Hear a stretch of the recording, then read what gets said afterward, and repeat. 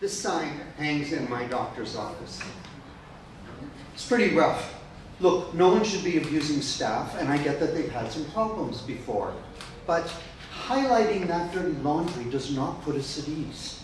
Like, what's the plan here? Somebody's going to be mad, look at the sign, yell and go, oh my goodness gracious, they don't like aggressive behavior. But the worst problem is that this sign makes it look like the entire staff of the organization are walking around with their fists clenched, ready to fight back as good as they get. The staff are really nice people, and yet this sign taints that image. One person wrote it, and everybody is wearing it. Nobody stopped to ask, how does this sound from the other end? Nobody looked at the tone of voice. Would you like people to follow your HR policies?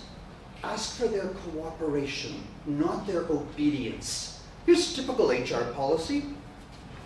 It's aggressive, it's threatening.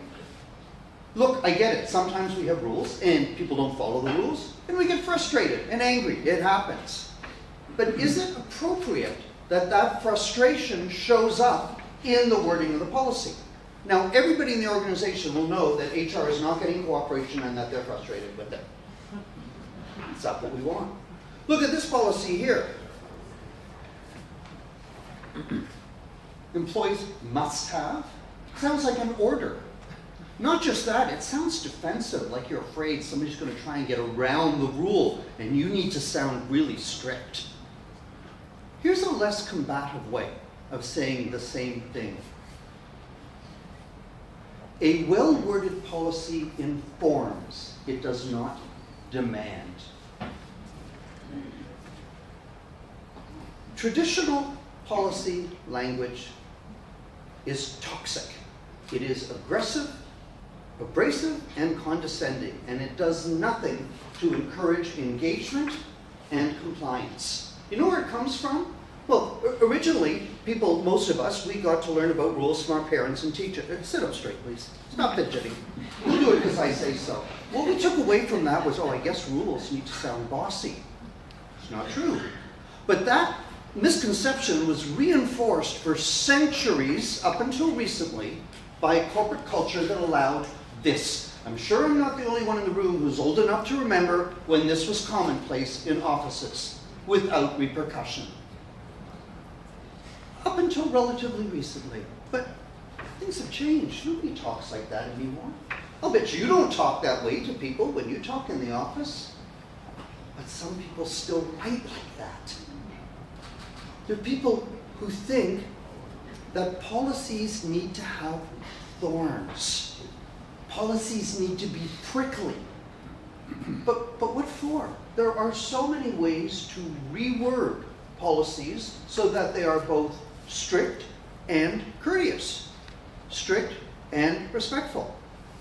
As a lawyer, I can tell you that an organization's policies and standards, HR's and everyone else's, are not exempt from your efforts to support a respectful workplace. They don't get an exception just because they're rules. You want to see a good example? Look at the penal code. We want to prohibit arson. Does it say, we do not tolerate arson? You must not commit arson. That's not what it says. Here, have a look at what the New York Penal Code says. A person is guilty of arson when he damages a building. Arson in the third degree is a felony. It's strict, but it's not aggressive.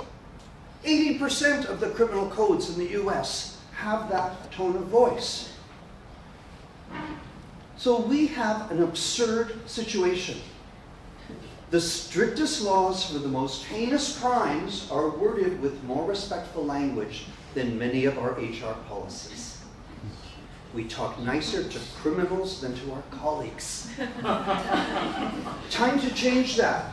When you go back and look at your policies, don't just look for accuracy, check for the tone of voice. And if it doesn't reflect the way you talk to people, change it.